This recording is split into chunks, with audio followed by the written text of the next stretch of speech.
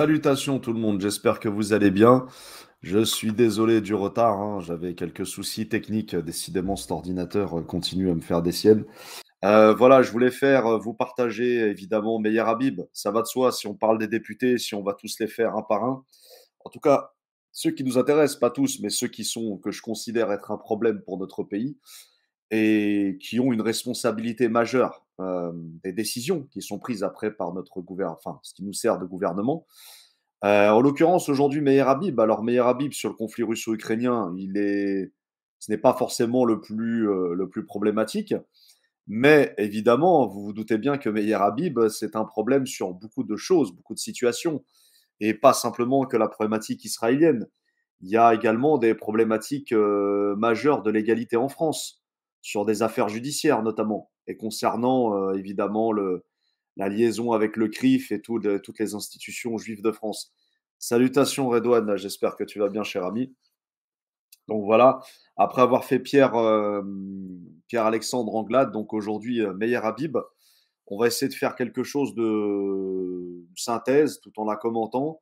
Évidemment, le dossier, c'est un grand mot, le fichier PDF sur la fiche de Meyer Habib vous est disponible. Je l'ai fait circuler normalement sur le service public libre, en tout cas sur le Telegram pardon, du service public libre, pardon, je vais y arriver. Donc tous ceux et toutes celles qui sont inscrits sur ce canal Telegram, vous pourrez trouver la fiche, elle est à disposition. Je l'ai fait circuler, vous remontez un peu le fil. Je vais la remettre tout à l'heure encore une fois. J'arrive toujours pas, moi, à joindre les fichiers avec là, ma chaîne privée, mais bon, je vais finir par y arriver. Donc, elle sera bientôt à disposition. En tout cas, j'espère que vous allez bien. Et donc, on va commenter ensemble donc, cette petite biographie synthétique, je dirais, de Meyer Habib, qui était un député.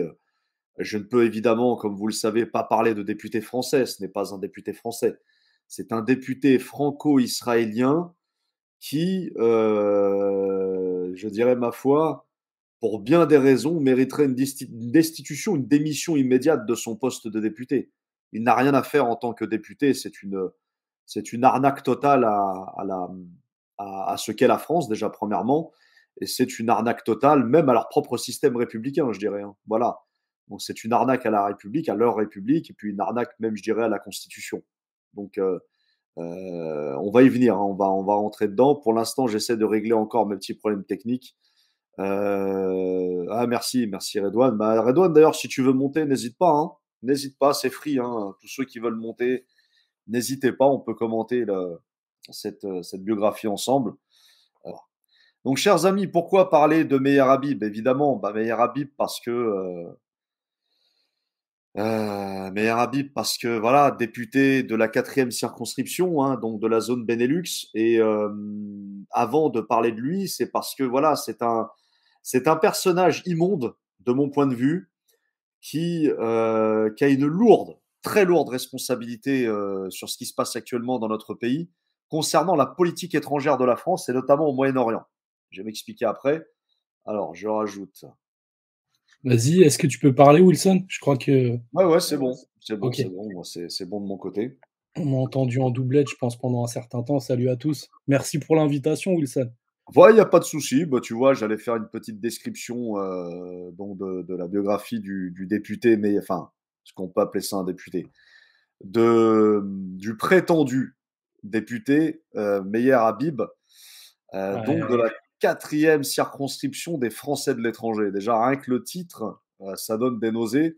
Et tu me Alors, dis comment ça peut exister dans notre pays, ce genre de poste. la quatrième circonscription des députés de l'étranger, c'est pas celle du Benelux, Et le Luxembourg? Benelux. Non, je te dis n'importe quoi. Alors là, je dis n'importe quoi, tu vois, je suis fatigué. Ouais, Non, ouais. non, c'est pas le Benelux et c'est pas la quatrième circonscription, c'est la huitième circonscription des Français de l'étranger. Exactement, et c'est Tu celle vois, d'Israël. je mélange Ouais. tout aujourd'hui. Non, Ouais, non, ouais. je suis déphasé, je suis déphasé. Non, non, Euh, mais t'inquiète, t'inquiète. C'est je pour suis ça que je sorti du citais boulot il y tout a à pas l'heure. longtemps et je suis déphasé. Je suis déphasé. Et en fait, ce que je voulais dire, voilà, c'est la huitième circonscription et c'est les Français du Moyen-Orient et particulièrement les Français donc là, dans la zone Liban, Israël, Syrie, etc. Enfin, principalement cette région-là. Oui, oui, oui, tout à Voilà. fait. Oui, oui, bah, Je c'est bien précise. ça que Bon, j'avais en tête en ce qui évidemment, concerne. je vais vous éviter de parler du Liban, etc. C'est principalement des électeurs d'Israël qui ont élu cet individu. Bah oui. Oui, cet individu, parce que j'ai même pas envie d'en fait de l'appeler autrement que cet individu, puisque, enfin, le pire, c'est qu'avant que je commence cette biographie, euh, c'est de préciser, eh ben, tiens, justement, le Obergruppenführer Smith, qui est présent ici dans le chat, m'a enlevé les mots de la bouche, que je salue au passage d'ailleurs, m'a enlevé les mots de la bouche. Donc, c'est, euh, oui, Ouais. effectivement, cet individu vit à Jérusalem. Je sais que ça va vous choquer, mais il tient des permanences à Jérusalem avec notre argent public.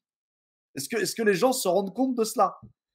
Après, c'est un député de l'étranger, hein, Alors oui, bah, c'est un député de l'étranger, je suis d'accord avec toi. Donc effectivement, il a cette légitimité, entre guillemets, donnée par la République, donc pas donnée par la France, mais par la République, ouais. parce qu'il nous sert de République.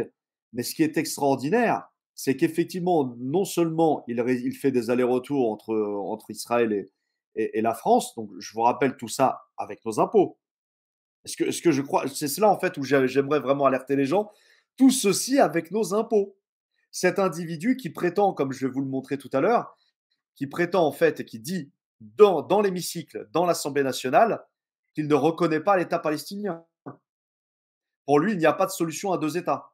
Il n'y a qu'un seul État, c'est Israël, et la Palestine doit rester une espèce de ouais, d'enclave, si tu veux, de bande, voilà, la bande de Gaza, une enclave, un territoire, oui, un territoire occupé. Je pense qu'il ne peut pas le dire comme ça. Il essaie vraiment de passer de la crème à tout le monde. Mais en gros, c'est ça. En gros, c'est ça. Et Mmh. d'ailleurs, en 2014, j'ai mis un lien dans la biographie, où en 2014, il affiche pleinement via le consulat général de Jérusalem, parce que c'est comme ça que ça s'appelle, consulat général de Jérusalem, entendez-vous bien, hein. Donc, consulat général de Jérusalem, et qui propose donc des permanences à Jérusalem, normal, pour venir parler de la politique française. C'est incroyable. Donc là, je ne suis même pas rentré encore dans la biographie qu'effectivement, enfin, moi, tu sais, voilà, Redouane, c'est là où je veux alerter nos auditeurs, c'est que il y a, les gens ne se rendent pas compte réellement de l'éthique en fait qui est engagée dans cette histoire. C'est-à-dire que nous payons des députés, et notamment des députés qui ne sont pas en France et qui représentent des Français à l'étranger. Moi, j'ai envie de dire, à partir du moment où les Français vivent à l'étranger, ils n'ont pas le droit de vote. Enfin, moi, c'est comme ça que je vois les choses. À partir du moment où tu vis à Ouais. l'extérieur, tu quittes le pays, tu ne votes pas. Mais Tu ne votes pas. Enfin, c'est en un fait, point de bon, vue. moi, je sais pas si vraiment il faudrait en arriver à cette extrémité. Moi, la problématique, c'est la double appartenance, et moi-même, je suis concerné, c'est les questions de double nationalité. En fait, je pense que, heu, tu es un Français expatrié, bon, c'est une chose, mais si, comment dire, tu as une autre affiliation à un autre État, en l'occurrence l'entité sioniste, là, pour pas la citer, Heu, le problème, c'est justement, c'est la question de: est-ce que tu es, un sioniste de, voilà, un habitant de cette entité, ou est et un citoyen de cette entité, ou est-ce que tu es un citoyen français? Et il faut, en fait, je pense qu'il faudrait faire le choix. Parce qu'il y a un certain nombre d'expatriés, je pense, tu vois, aux expatriés qu'il peut y avoir en Asie du Sud, heu, même au Maghreb, et cetera, ou qui ont seulement la nationalité française, et il est normal, il me semble, qu'ils puissent avoir, qu'ils puissent donner leur avis par rapport à la nation, dont ils sont originaires, et dont, enfin, tu vois? Dont ils ont la seule nationalité. Après, c'est la question de: est-ce qu'on peut voter et être citoyen de plusieurs nations? Et ça, c'est une vraie question, et pour moi, j'y réponds, c'est non. Il faudrait il faudrait choisir, en fait. Il faudrait que les gens se décident, en l'occurrence là pour, est-ce qu'ils veulent être des sionistes ou est-ce qu'ils veulent être des Français? C'est un C'est ça. débat intéressant ce que tu soulèves. Moi, en fait, l'idée que j'en aurais, alors évidemment, en dehors de la République actuelle, dans un nouveau système, dans une nouvelle France, etc. Mais si vote, il doit y avoir des Français qui sont expatriés, qui vivent à l'étranger, ben moi, je pense qu'il faut limiter ça à la présidentielle. La présidentielle, oui, parce qu'effectivement, même si tu es expatrié, tu as toujours ta nationalité française, et forcément, c'est l'avenir de ton pays. Donc forcément, pour une présidentielle, bien entendu. Mais Bah, dans pour des le cas législatives, non. dans le cas des députations, c'est aussi, l'évolution de la législation, et donc c'est aussi le devenir du pays. Après, dans le cas des municipales ou des départementales, là, je suis d'accord. Il faut être inscrit à l'intérieur du territoire. Mais dans le cadre des députations, moi, il me semble que c'est pas bon, c'est un débat. J'entends ce que tu dis, hein, c'est mais, Il représente quand même Redouane, il représente des électeurs, alors libre à eux, c'est leur choix, pas de souci, qui ont décidé de s'expatrier dans un territoire qui commet des crimes de guerre. oui, non, mais là Alors, là, pour ce cas particulier, nous c'est sommes vraiment d'accord, très spécifique. Ouais, ouais. c'est non seulement spécifique, et je me demande d'où est l'utilité en fait. Et surtout, notre argent, encore une fois, c'est une question de contribuable. Puis il y a, enfin, je veux dire, moi, c'est là où j'alerte les auditeurs, c'est que, en fait, on le sait tous, mais finalement, c'est devenu normal, en fait. Ça ne nous fait ni chaud ni froid, ça ne nous touche pas. Moi, le fait que je paye des impôts, parce que je paye des impôts dans ce pays, Ah, et, on en paye tous, hein, tout, voilà, enfin, et je sais à que dans partir mes du moment où impôts, tu vas ouais. une partie va pour le salaire de cette personne immonde. Enfin, tu vois, c'est ça, moi, Ouais, ouais, non, mais qui me chagrine, j'entends. et que les auditeurs qui nous écoutent et qui payent des impôts sachent que, oui, bah d'ailleurs, au passage, ce que dit dans le chat Obergrundführer Smith, d'ailleurs, ce qu'il dit, c'est très intéressant, puisque effectivement, il a fêté la victoire avec l'ambassadeur du Maroc en Israël, donc là, pour revenir au foot. La Et victoire du Maroc, ouais. non, non, mais je veux dire, même pour nos amis marocains, mais c'est une insulte. Ouais. C'est une insulte qu'un un homme immonde pareil, et je pèse mes mots, immonde, enfin, non seulement payé avec nos impôts, mais en plus de ça, voilà, ça fait des tweets, ça fait la fête. Alors, je voudrais bien savoir déjà quel type d'avion il prend au nom de la République pour ses allers-retours à Tel Aviv. Donc, on va le voir hein, dans la biographie. Et puis, et tous ces détails-là, parce que c'est ça Après qui intéresse les contribuables français quand même. après Meilleur Habib, je veux pas te dire de bêtises, mais il me semble pas qu'il soit d'origine marocaine à la base, Ah non, non, il il est est de d'origine tunisienne par son père. Il est c'est né ça, en ouais. France, Ouais, il est d'origine tunisienne par son père, et on va le voir dans la biographie que son père, évidemment, enfin, c'est pas n'importe qui. C'est pas d'accord. n'importe qui. On va voir comment il a été façonné justement à ce sionisme intégral, parce que c'est comme ça qu'il faut l'appeler. Moi, où j'ai pris conscience où Meyer Habib était réellement un sioniste intégral, sans faille et servile à souhait, et qu'il mourra pour ses idées, sûrement. Et bon, après, tu vois, même à mes ennemis, je souhaite même pas une mauvaise fin. Je souhaite vraiment que j'ai envie de même dire que Dieu les guide, quoi. Tu vois, Bien sûr, bien faut sûr. rester humain, mais ça reste un ennemi. Et cet ennemi-là, en fait, je comprends mieux maintenant pourquoi il est dans ce sionisme intégral. Vous allez le voir pourquoi. Bah, Alors, écoute, oui, je suis curieux d'entendre la suite parce que c'est vrai que je connais pas du tout l'historique autour de ce bonhomme, même si, on connaît ses déclarations tonitruantes, à droite et à gauche. eh bien, Mais j'en sais pas plus que ça, si ce n'est que, c'est une personne qui m'est très désagréable. Mais à part ça, ouais, il est désagréable à tous, hein. Moi, franchement, j'ai fait, alors pas un micro-trottoir, mais tu sais, tu interroges un peu quand même tes proches, tes meilleurs amis, tu demandes à tes camarades de lutte que pense-t-il de Meher Habib. Bon, bah, ouais, voilà, il n'y a pas photo, quoi. ouais, mais La, enfin bon, la tu as des réponse est mauvaises claire, nette et fréquentations. précise. Il est immonde, c'est le terme, c'est le mot, immonde. Immonde, bon, moi, je suis pas quelqu'un qui, honnêtement, qui s'en prend au physique des gens. Pas du tout. Mais honnêtement, il est immonde par sa personnalité. Il est Ouais. immonde par sa personnalité. Voilà. Donc, alors, je vais commencer juste sa biographie, tu vois, par une de ses citations. Donc, en fait, il est interrogé par un blog. Et sur ce blog-là, en fait, il met une citation. Et voici ce qu'il dit, en fait, ce qui l'a conduit, en fait, à son sionisme. Voici ce qu'il dit. Je porte le sionisme révisionniste de Jabotinsky dans mon ADN. C'est en suivant le chemin de mon père, guidé par la tradition familiale, que j'ai rencontré en 1992 celui qui est devenu l'un de mes amis les plus proches, Benjamin Netanyahou. Et je vais commencer sa biographie par cette magnifique citation. Donc, juste la citation, Redouane, hein, et à nos auditeurs qui nous écoutent. Bon, quand on prend comme meilleur ami Benjamin Netanyahou, vous pouvez être sûr que vous êtes quelqu'un d'intègre, d'éthique, de morale, et puis Est-ce tout que tu plein peux d'amis. répéter vraiment comment il présente le truc? Parce que j'ai pas bien entendu. Je porte le sionisme révisionniste de Jabotinsky dans mon ADN.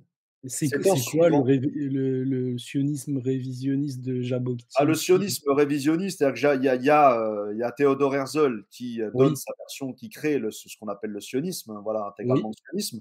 Et ouais, ouais. Jabotinsky, en fait, dans les années 40, 50 et 60, 40 et 50, pardon, qui lui va fixer une autre manière de voir le sionisme, c'est-à-dire un sionisme guerrier, un sionisme de l'Irgun, du Stern, tu vois, toutes ces Ouais. officines qui Mmh. sont à l'origine du massacre de Der Yassin, hein, n'est-ce Ouais. pas? Donc, Der Yassin, on sait que c'est des centaines de Palestiniens, enfants, femmes, vieillards et hommes compris, tués par ces gens-là. Voilà. Mmh. Et donc, voilà, Jabotinsky se revendique de ce sionisme-là. Un sionisme intégral, un sionisme qui va intégrer toutes les composantes de gauche, de droite, parce que le sionisme, c'est pas simplement une idéologie nationaliste. Il y a aussi du gauchisme dans le sionisme. Il y a de l'identitarisme, il y a de tout. C'est un mélange hein, de beaucoup de choses, le sionisme. Hein. Et, euh, Mmh. et donc voilà, Jabotinsky, c'est un héros pour les sionistes. Hein. Mmh. Jabotinsky, Golda Meir, Chaim Weizmann, etc., tous ces gens-là sont des héros du sionisme. Et Jabotinsky, c'est vraiment, on va dire, le fondateur moderne du sionisme. Tu as Theodor Herzl, qui est le fondateur historique, et tu as Jabotinsky qui vient, si tu veux, théoriser, rendre plus fluide dans les écrits ce qu'est le sionisme. Je vois. OK, Et il va s'en OK. inspirer. Et C'est les héritiers des Jabotinsky provocateurs de la Nakba, quoi. Jabotinsky n'est pas comment dirais-je, quelqu'un issu du terroir, c'est pas quelqu'un de Palestine. Jabotinsky, c'est un Lituanien. Oui. Bah, ça s'entend, que c'est un gars de Estonien l'Est, ou hein. lituanien, j'ai un doute, soit entre estonien ou lituanien, un des deux, et qui a même vécu sous l'ère soviétique. Mmh. Donc voilà, c'est Tu ça vois, Jabotinsky. à la terminaison de son nom, j'aurais même dit peut-être polonais, mais je te crois, hein. Enfin, de toute façon, c'est le Estonie ou même coin. Lituanie, j'ai un doute même dans la biographie, mais c'est pas grave. Bon, de toute façon, c'est Jabotinsky. Mais pour te dire, voilà, de qui il s'inspire. OK, OK, Il va je vois s'inspirer de meurtriers. C'est Mmh. intéressant. C'est pour pro Je disais voilà. juste avant les provocateurs de la Nakba, quoi. Oui, oui, oui, oui, oui, oui, et tout et voilà et puis alors on va revenir aussi sur le cas de Menahem Begin, ancien premier ministre israélien dans les années 70, Menahem Begin de 78 à 83. Menahem Begin qui était le père enfin un des meilleurs amis du père de Meir Habib. Et Mmh. Menahem Begin a fait partie des gens de l'Irgun qui ont massacré les gens à Der Yassin. C'est pas OK. mal. C'est pas mal. Voilà de qui il s'inspire, cet individu immonde. Alors, Meir Habib, OK. allons-y, né le 28 avril 1961 à Paris, donc il est bien né en France, est un homme politique. Est-ce que tu as le PDF là Bien sûr, bien sûr, bien sûr. C'est parfait. Allez hop. Eh ben voilà. Alors attends, le problème, c'est comment faire dérouler le truc maintenant. T'inquiète, c'est moi qui a la main dessus. Ah, vas-y, vas-y. Bon, comme ça, nos amis puissent voir. Oui, désolé, hein, je suis vraiment Non, mais t'inquiète Wilson, un médiocre, comment dirais-je, technicien du StreamYard. Mais vraiment, très médiocre. t'inquiète Wilson, Ah, je on est suis là, fait on que est là. pour décortiquer, moi, pas pour, pas pour présenter, c'est sûr. C'est l'essentiel. Moi, Bon, voilà. j'ai vraiment un job de petite main là, c'est rien du tout ça. Non, non, non, non, tu rigoles ou quoi? C'est fondamental, c'est fondamental. Bon, en tout cas, chers amis, j'espère que vous voyez le PDF. Est-ce que tout le monde le voit, chers auditeurs? Oui. N'hésitez pas à le dire sur le chat. Ouais, je pense que, enfin, sans même leurs commentaires, je peux te garantir qu'ils le voient. Bon, très bien. Alors allons-y, c'est parti. Donc Meir Habib, né le 28 avril 1961 à Paris, en France. C'est un homme politique et homme d'affaires franco-israélien. Issu d'une famille juive tunisienne, Meher Habib grandit dans le 19e arrondissement de Paris. Bon, jusqu'à présent, 19e, voilà, tout le monde sait que le 19e arrondissement est connu justement pour avoir abrité de nombreux pieds noirs, de réfugiés aussi juifs d'Afrique du Nord qui sont venus après la décolonisation dans les années 60. Il reçoit une éducation juive traditionnelle et fut très influencé par son père.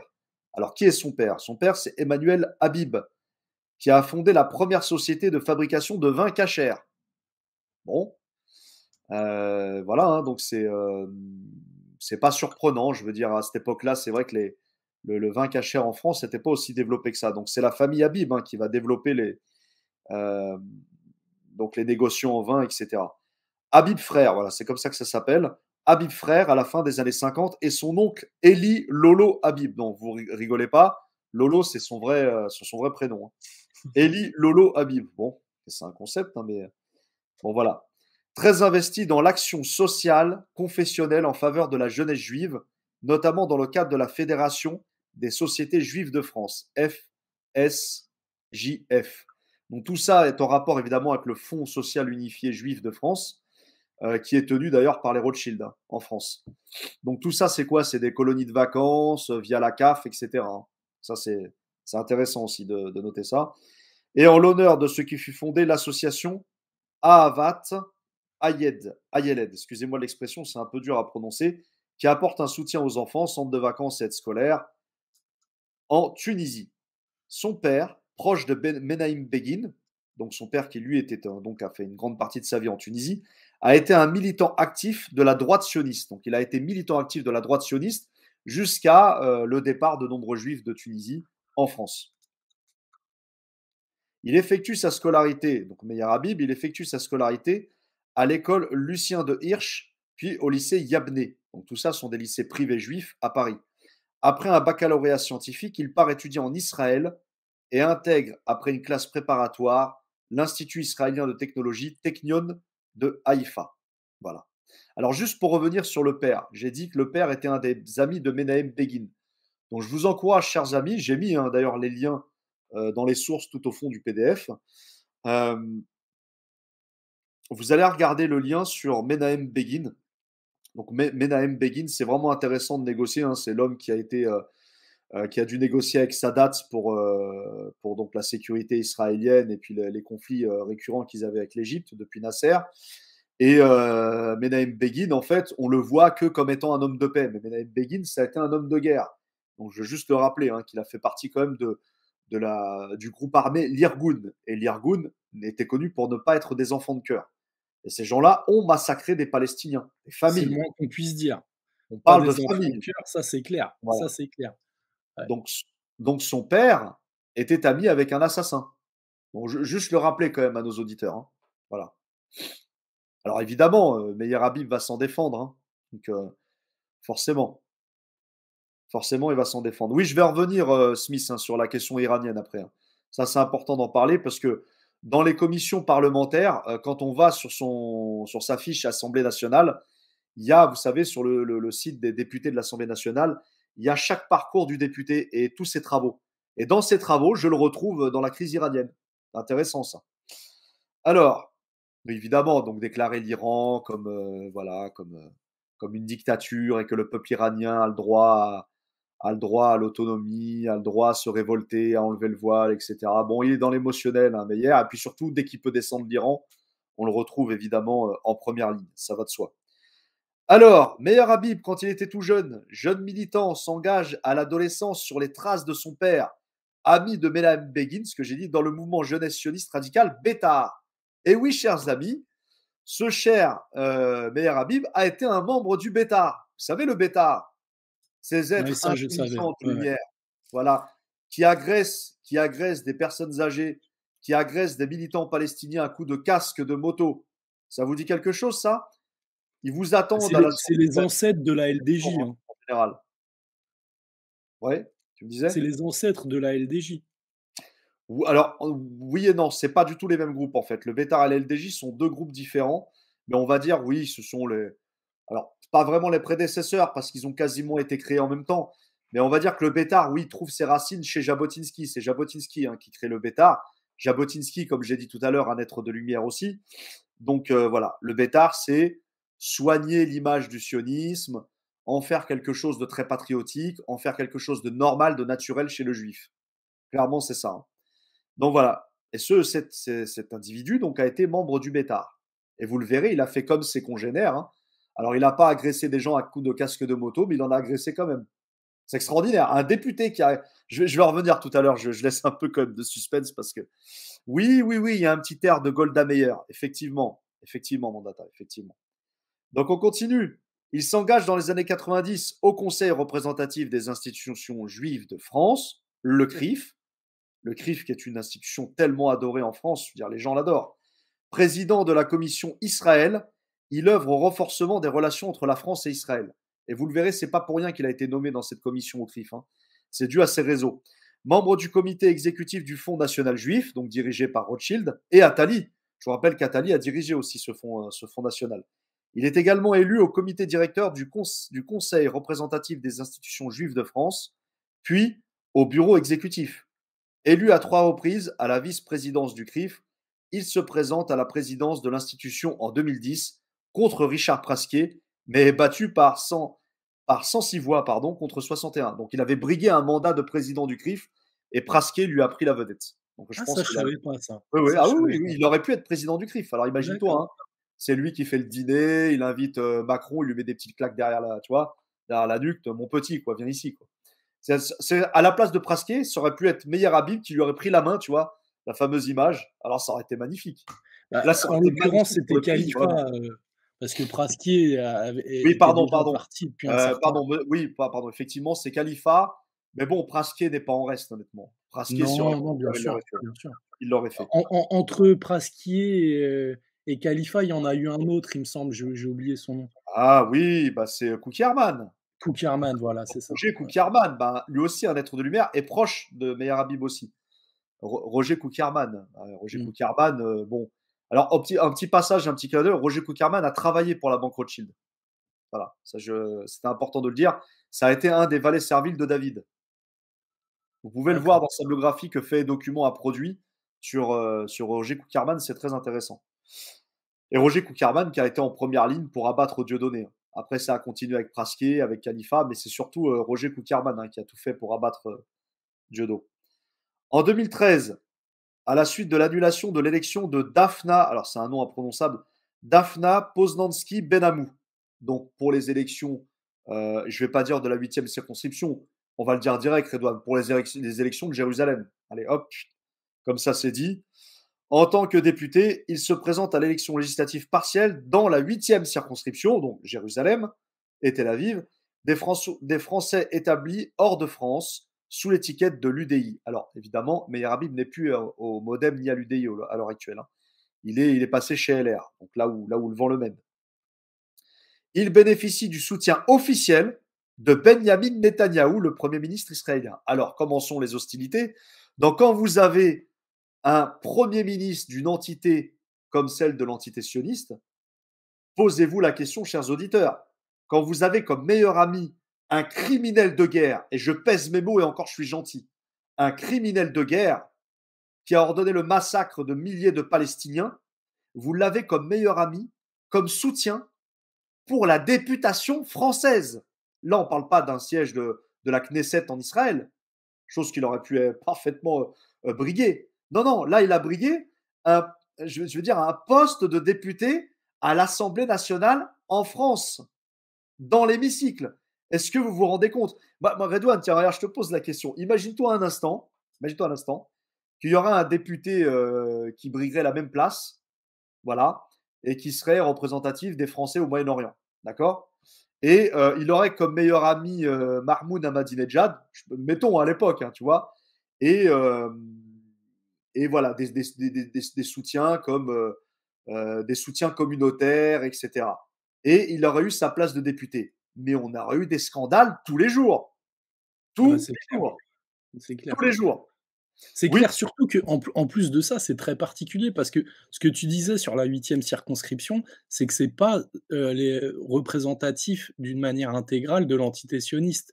C'est, la zone Liban et cetera et donc en fait, ça fait très voilà, hem, en fait, ils représentent qu'une partie de cette zone-là, quoi. Je suis pas sûr que les Libanais aient voté en masse enfin les Français expatriés au Liban aient voté en masse pour ce genre d'individus, ils on représentent pas va vraiment revenir, leurs Redouane, intérêts. là-dessus. Je peux même en parler maintenant si tu veux, mais je vais en revenir tout à l'heure. Ouais, C'est clair, 131 000 Français dans cette zone-là, ouais, expatriés.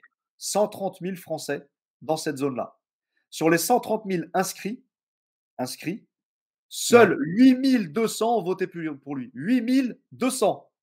8000 sur 130 000. Ah, Donc, c'est imagine dingue. pas le pourcentage. Et Et il a c'est, réussi à obtenir enfin, je comprends pas. c'est-à-dire un poste. Il a obtenu 8000 ont voté pour lui. 8000 sur 130 000 inscrits. Est-ce que les auditeurs se rendent compte? Donc, par ces 8000-là, il représente les 130 000 Français, 131 000 Français de cette circonscription-là.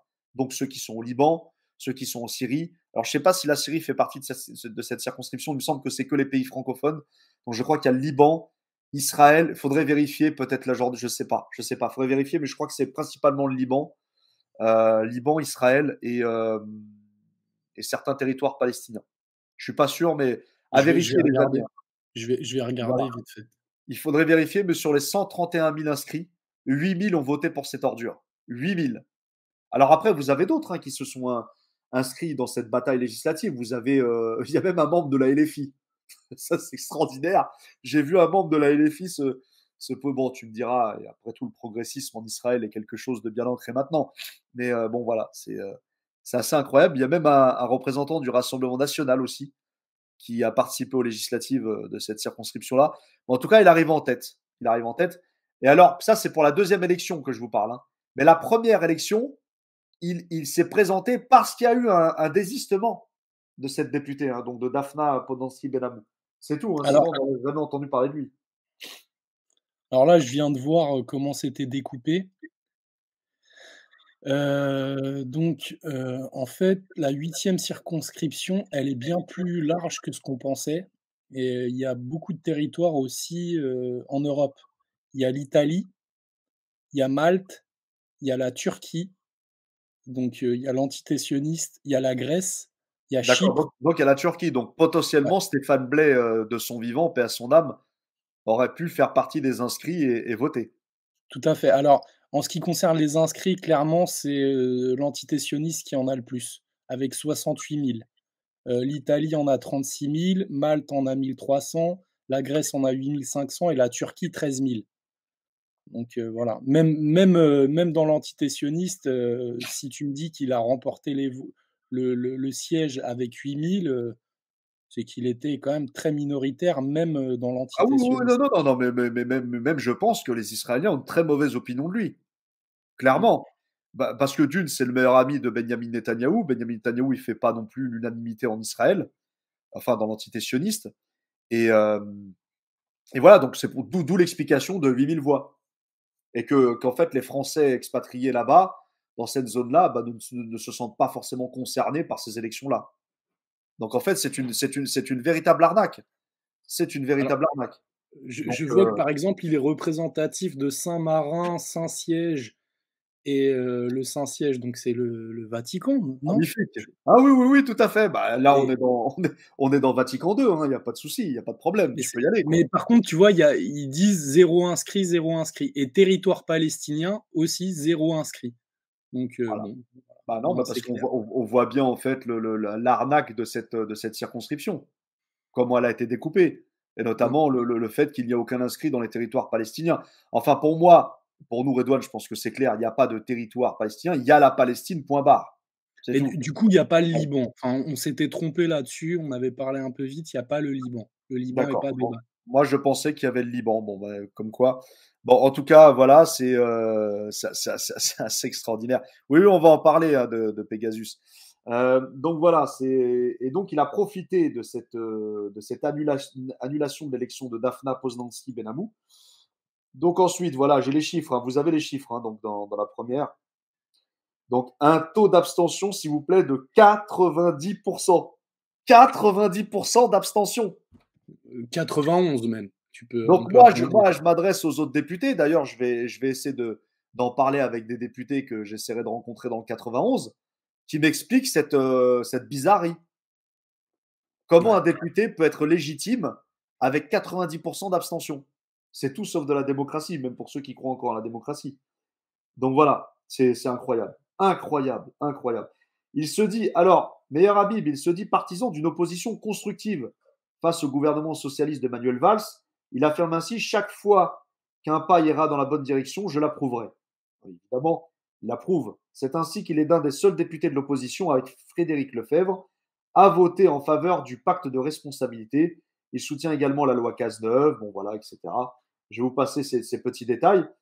Meyer Habib soutient François Fillon pour le second tour de la primaire française de la droite et du centre en 2016. Aspirant à un second mandat de député des Français établis hors de France lors des élections législatives, il se présente comme le candidat de la cause sioniste et des valeurs de la Torah. Non, chers auditeurs, non, Redouane, vous ne rêvez pas. C'est ce qu'il dit mot pour mot. Bon, je vais le répéter, c'est peut-être pas assez clair pour les auditeurs. Il se présente comme le candidat de la cause sioniste et des valeurs de la Torah. C'est magnifique. Ah là là. Non, franchement, Redouane, je suis pas paranoïaque. Là, on peut pas m'accuser de fake news, de complotisme. Ce sont ses propres mots. Je vous ai mis les liens, hein. S'il vous plaît, chers auditeurs, consultez les liens du PDF à la fin. C'est incroyable. C'est incroyable. Il se présente avec vos impôts comme étant le chevalier de la cautionniste. C'est pas magnifique? Je vais, je vais regarder ma fiche d'impôt tout à l'heure. J'aurais une pensée pour Meyer Habib, le chevalier de la cautionniste, et puis surtout des valeurs de la Torah. Alors ça, c'est magnifique, ça, c'est extraordinaire. C'est extraordinaire. Je ne pense pas que les juifs orthodoxes apprécieront que Meyer Habib se présente comme étant partisan des valeurs de la Torah quand il se présente à une élection législative. C'est magnifique. Donc, moi, j'ai adoré ce passage. Bon, je ne sais pas si vous, ça vous fait rire ou pas. Moi, je préfère en rire, honnêtement, parce que comme mon pognon a été pour payer cet individu, je me dis, bon, écoute, après tout, De toute façon, le rire, on n'a plus que ça, mon oui, cher j'ai Louis. j'ai plus que ça. Moi, je peux pas aller dire à Meyer Habib, bon, déjà, il faudrait se déplacer à Jérusalem, ça sera pas possible pour moi, malheureusement. Pourtant, Jérusalem, ça serait une magnifique ville à visiter. C'est une ville historique pour toutes les religions. Donc moi, c'est une ville que j'aimerais un jour aller visiter. Simplement, si je me pointe là-bas, il est clair que j'aurai quelques soucis, à mon avis, à l'aéroport de Tel Aviv. Bon, déjà, mettre un pied à Tel Aviv, non, c'est pas possible. Je préfère. Je sais pas. Dites-moi, hein, comment on y accède d'ailleurs à Jérusalem si c'est pas par Tel Aviv. Est-ce qu'on peut passer par les pays arabes? Ça serait bien de le savoir, ça. Je pense qu'il y a un aéroport international directement à Jérusalem, il me semble, hein. D'accord. Bah, moi, je ne savais pas. Je pensais qu'il fallait passer par Tel Aviv. Bon, tant mieux si on peut éviter cette ville-là, ça serait pas mal. La ville de tous les mafieux, hein. D'ailleurs, on va en parler. Meyer Habib est concerné par la taxe carbone, vous allez voir. Alors, candidat unique de la droite et du centre, donc ça, je l'ai dit. Pareil, encore une fois, un taux d'abstention de 88%. Soutien de Benjamin Netanyahou. Alors, et encore mieux, Redouane, soutien du grand rabbin séfarade d'Israël, Itzhak Yosef. C'est magnifique. Itzhak Yosef. Alors, si ma mémoire est bonne, il faudrait que j'ai une certitude de ça, le même rabbin en question, Séfarad Itzhak Yosef, je crois que c'est ce rabbin qui avait appelé à l'extermination des Palestiniens. Enfin, à vérifier, à vérifier. Que je dise pas de bêtises, hein. Alors, on continue. Donc, Meyer Habib donc, est de nouveau donc, pour la nouvelle législative. Il rejoint le groupe les constructifs. Moi, je vois pas qu'est-ce qu'il peut construire d'intéressant, Meyer Habib, au sein de la politique française. Ensuite, le 19 juin 2022, il est élu donc dans la 8e circonscription des Français établis hors de France, avec, et c'est là ce que je t'ai dit tout à l'heure, Redouane, et ce que je vous ai dit, chers auditeurs, pour 131 216 inscrits, seules 8 470 voix pour ces personnes-là. 8 470 voix. Sur 8 470 voix, sur 130 000 inscrits, il représente notre belle démocratie qui est la République française. C'est pas magnifique, ça? Chers auditeurs, n'est-ce pas magnifique? N'est-ce pas magnifique? Vraiment, c'est incroyable. Non, vraiment, c'est incroyable. C'est beau. Franchement, c'est beau. Benjamin Netanyahou le présente dans ses écrits comme son représentant personnel en France. Je l'ai souligné, cette phrase-là, chers amis. Je l'ai souligné parce qu'elle est très intéressante. Donc, Benjamin Netanyahou le présente dans ses écrits comme son représentant personnel en France. Il est l'agent de Benjamin Netanyahou. Enfin, ça, c'est pas moi qui le dis. C'est à la rigueur, il n'y a même pas besoin de Wikipédia ou le journal Le Monde, etc. Donc, tout ce que je vous ai mis. Il suffit juste d'aller regarder les journaux Excuse-moi, Time of Israel, excuse-moi, par exemple. Oui, je t'en prie. excuse-moi Wilson, j'ai perdu le fil parce que j'ai reçu un appel entre-temps. On en est où là? On est sur quelle page? Oui, alors en fait, j'ai souligné, en fait, c'est la page 3, je crois. 3, ouais. euh, Benjamin Netanyahou présente Ah Meir oui, Habib dans OK. ses écrits comme son représentant personnel en France. OK, merci.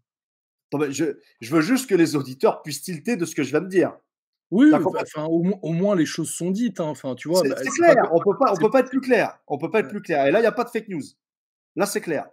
Donc, cet individu, je ne peux même pas le nommer ce député, cet individu, cet immonde personnage, est le représentant d'un criminel de guerre en France, dans l'hémicycle français, où on paye avec nos impôts. Enfin, c'est incroyable quand même. Je ne sais pas si les gens réalisent ça. Donc, Rudy Redstadt, question pour toi qui nous écoute, puisque tu n'as rien d'autre à faire en ce moment que de faire tes fact-checking avec ta petite équipe de Joyeux Luron. Est-ce que c'est une fake news, ça? Est-ce que tu peux nous confirmer, Rudy, que Meir Habib est bien le représentant officiel de Benjamin Netanyahou dans l'hémicycle français? C'est pas moi qui le dis, c'est pas le site d'égalité et réconciliation, c'est pas la complosphère comme tu la nommes. Non, c'est Benjamin Netanyahou qui lui dit lui-même. Voilà, moi j'appelle vraiment les gens à raisonner.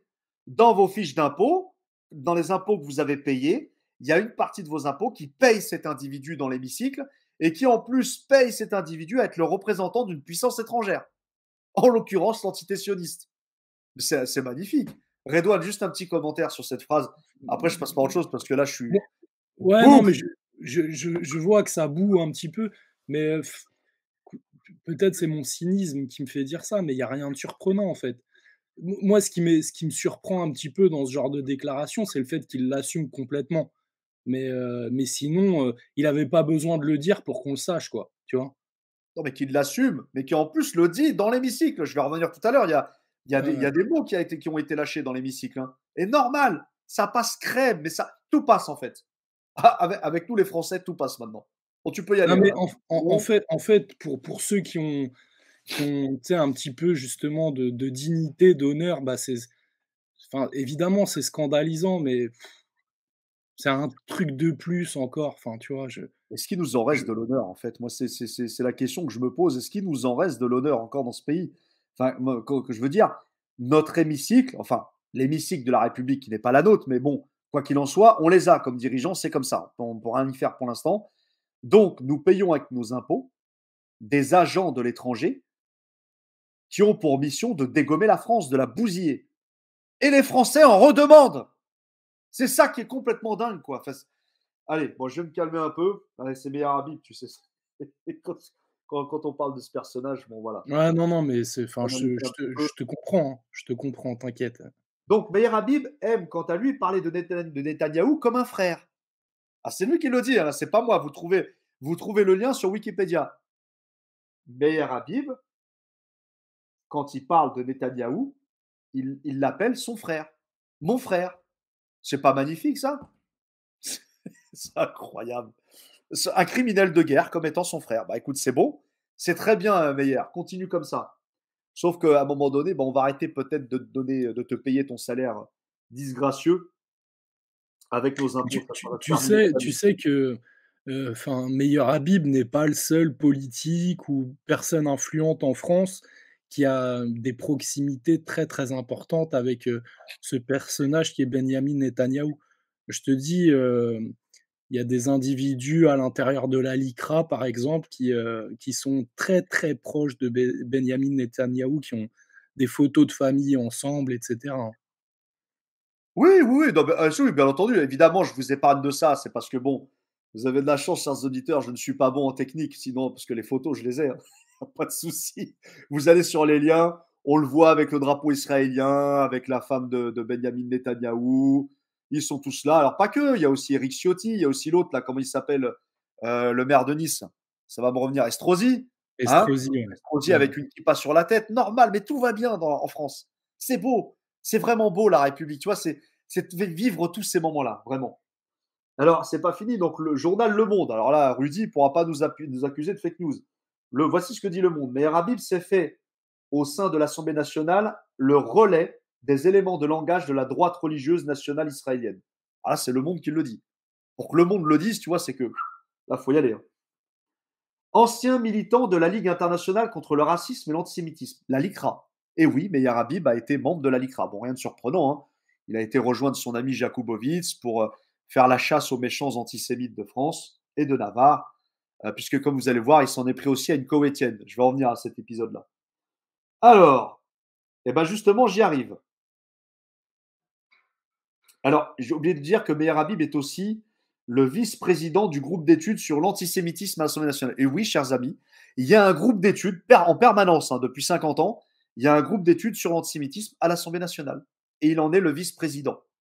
Quasi pour l'éternité, je pense. Il a été nommé vice-président à vie, le mec. C'est incroyable, c'est magnifique. Alors qu'il n'y en a même pas sur, il n'y a même pas de groupe sur le racisme tout court, mais il y a un groupe sur l'antisémitisme. C'est beau, hein. J'ai vraiment envie de belles heures en France. Fin octobre 2015, Meir Habib écrit une lettre au directeur de Sciences Po. Écoutez bien ce passage, il est incroyable. J'ai mis le lien et c'est complètement fou. Il écrit une lettre au directeur de Sciences Po Paris pour demander une sanction exemplaire à l'encontre d'Amira Joumaa, qui est une étudiante franco-koweïtienne, qui avait publié sur les réseaux sociaux des propos antisémites. L'élève est immédiatement suspendu, puis exclu de l'école, fait rarissime à l'issue de la procédure disciplinaire. Même Wikipédia souligne fait rarissime. Fait rarissime. Alors, qu'est-ce qu'il y a de choquant là-dedans? Alors qu'une élève ait des propos antisémites. Ok, que ça soit jugé par Sciences Po dans ce cas-là. Mais là, c'est pas Sciences Po qui a jugé l'élève. C'est parce que Meir Habib est intervenu. Il est intervenu. Il a écrit coup de pression. Ça y est, Sciences Po, ils se sont couchés. Et boum, l'élève a été exclu. Bon, cet élève est devenu après salarié de l'ambassade. Alors, je retrouverai ça, vous pouvez aller voir ça. Elle a bossé pour une ambassade à l'étranger. Mais je ne sais plus pour quel pays. Je crois que le Canada, je crois, il me semble. Bon, quoi qu'il en soit, cette jeune femme n'a pas pu continuer ses études à Sciences Po grâce à Meir Habib. Encore qu'elle a eu des propos racistes. Il faut que ce soit jugé, il n'y a pas de souci. Elle aura été jugée convenablement par son école. Mais la Redouane, chers auditeurs, c'est Meir Habib qui a parlé. Donc quand il parle, ça y est, c'est terminé. Il a mis son chape de plomb. Mais tu ne peux plus faire marche arrière. En fait, tu sais, c'était le moment justement où comment dire, il y avait une chasse aux sorcières un petit peu en ce qui concerne, tous les gens qui, suivaient Dieudonné, qui, tu sais, les histoires de la quenelle et cetera. Il y avait énormément de dénonciations pour que les gens, tu sais, se fassent virer de leur boulot, de Ouais, leurs ouais, c'est études, sûr. de leur machin. Alors après, je connais pas le contenu de ce qu'elle a raconté cette jeune femme, mais vo c'est une pratique qui, si tu veux, la dénonciation pour voilà, mauvaise pensée qui s'est généralisée par la suite, quoi. Oui, oui, oui, qui s'est généralisé à beaucoup d'autres. C'est vrai, des militaires, des pompiers. Alors, des militaires, surtout moi, ce qui m'avait choqué à l'époque de l'affaire Diodo, c'est que des militaires, pour avoir fait une quenelle, ont été suspendus. On rappelle, Mmh. la quenelle, c'est pas les Français, dans leur ensemble, qui ont décidé que c'était un salut soi-disant nazi inversé ou je sais pas quoi. C'est lubie paranoïaque du lobby sioniste. Non, non, c'est le CRIF qui a décidé du jour au lendemain que ça serait un salut nazi inversé. Et ben, finalement, l'État français s'est plié et ça a été un salut nazi inversé. Et donc tout le monde Par a. contre, les saluts nazis, normaux, c'est En non Ukraine, ça inversés, passe. ça passe, ouais. Oui, parce que c'est des. Alors en fait, non, ils sont pas normaux. Ce sont des saluts nazis exceptionnels parce que démocratiques. Tu vois la différence? Voilà, il faut faire Ouais, bien la non, mais moi, différence. je comprends plus, frère, hein, tu sais, j'ai oublié, enfin, j'abandonne, quoi, tu vois? La compréhension logique, m'échappe complètement, là. Non, mais parce que c'est la logique de lumière. La logique de lumière nous échappe à nous, pauvres goy que nous sommes. C'est tout à fait normal, Redouane. Tu ne peux pas l'appréhender, en fait, la logique. On ne peut pas. Il y a trop de lumière. Donc ensuite, suite à cet événement, en octobre 2021, après un mois de travaux, le rapporteur de la commission d'enquête parlementaire tendant à rechercher les éventuels dysfonctionnements de la police, de la justice dans l'affaire de Sarah Halimi. Alors vous vous souvenez de Sarah Halimi, hein? Donc je ne vais pas revenir sur cette affaire-là. Bon, c'est voilà, c'est une affaire sordide. Je ne vais pas revenir là-dessus. Mais Meir Habib, il s'en est mêlé à un point où il y a même des magistrats qui ont démissionné à cause de lui. Est-ce que vous vous rendez compte? C'est-à-dire que le mec, il est arrivé, il a voulu refaire toute l'instruction. Toute l'instruction, il l'a refaite. Toute l'instruction, il l'a refaite. Donc c'est incroyable. Il y a même le témoignage donc d'une personne clé dans cette affaire qui s'appelle Didier Paris. Et Didier Paris, il démissionne et il explique dans un interview au Monde que le but de M. Habib était de refaire l'instruction.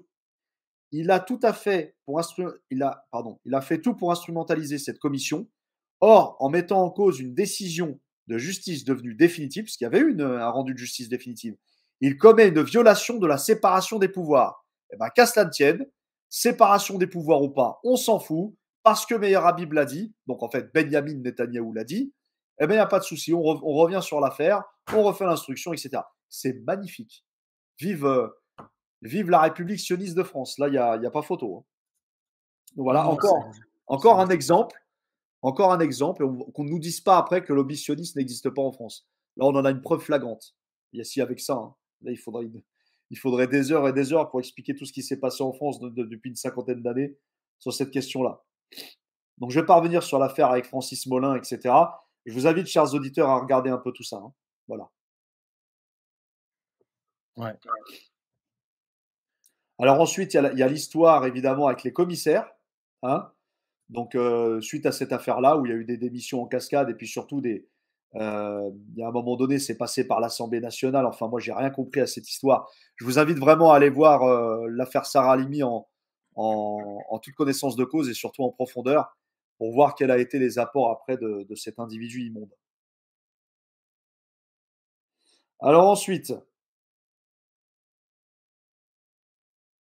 Meir Habib qualifie, quand il parle de tout ça, hein, Meir Habib qualifie donc cette histoire et ce rapport rendu par l'Assemblée nationale, qualifie ce rapport de vide, creux, globalement à décharge, incomplet et rempli d'inexactitudes. Dans différentes interviews accordées à l'issue des travaux de la commission, Meir Habib fustige une affaire d'État comparable à celle de l'affaire Dreyfus. Il compare l'affaire de Sarah Halimi à l'affaire Dreyfus. C'est magnifique. C'est magnifique. À l'époque, on accusait un innocent pour antisémitisme. Aujourd'hui, on disculpe un meurtrier antisémite qui a prémédité son crime. Oui, parce que Meir Habib voulait absolument qu'on fasse que le crime soit prémédité, alors qu'il ne l'était pas. Mais lui, il a tout fait pour. Meir Habib a érigé la lutte contre la campagne du boycott d'Israël, alias le désinvestissement et sanctions, dont dit BDS. Donc là, j'ai changé d'affaire. Maintenant, on parle de l'affaire BDS. Donc BDS, évidemment, a été la cible du milieu sioniste français, puisque comme vous le savez aujourd'hui, nous n'avons pas le droit officiellement, c'est la loi, nous n'avons pas le droit de boycotter des produits israéliens en France, en tout cas de faire appel. Le boycotter, tu peux dans la vie, mais tu n'as pas le droit en fait de créer une émulation ou des appels ou en faire la publicité de ce boycott. Hein. Et ça, c'est grâce en partie à Meir Habib. Donc merci Meir, merci pour ta lumière et merci pour ta défense évidemment des intérêts du peuple palestinien. On reconnaît bien là ton expertise. En fait, ils ont fait en sorte, ils ont travaillé à cette période-là d'amalgamer, l'antisémitisme à l'antisionisme. Ça a été un boulot, de quelques années et maintenant c'est quasiment acté, quoi. Même si, il y a un certain nombre d'esprits libres, qui considèrent que c'est pas vrai, qu'on peut être antisioniste sans être antisémite, mais eux ont travaillé à ça. Oui, c'est clair, c'est clair. Bon, alors, les amis, moi, je vous le dis, c'est ma chaîne perso, j'en ai rien à cirer. Moi, j'appelle totalement à un boycott de l'entité sioniste. Tous les produits venant de l'entité sioniste, boycottez-les. Boycottez-les, que rien ne passe au travers du seuil de votre maison. Voilà, moi, je suis clair avec ça. Mmh. Donc, ensuite, Ouais, ouais, je te rejoins là-dessus il est hors complètement. de question d'acheter et de promouvoir des produits traités, vendus et transformés sur les territoires occupés palestiniens. C'est hors de question. Hors de question. Donc, bah oui, que ça ne vous en déplaise, monsieur Habib. Moi, je ferai partie de ceux qui continueront, en tout cas, à appeler au boycott. Que les choses soient claires. Et rien à cirer. Alors ensuite, donc en 2015, en réponse à une question orale posée par Meir Habib, parce que Meir participe à l'hémicycle.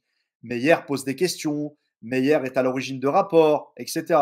Donc voilà, bah, il faut bien qu'il justifie son salaire. Malheureusement, il justifie son salaire pour une puissance étrangère et pas du tout pour les intérêts de la France. C'est incroyable, incroyable.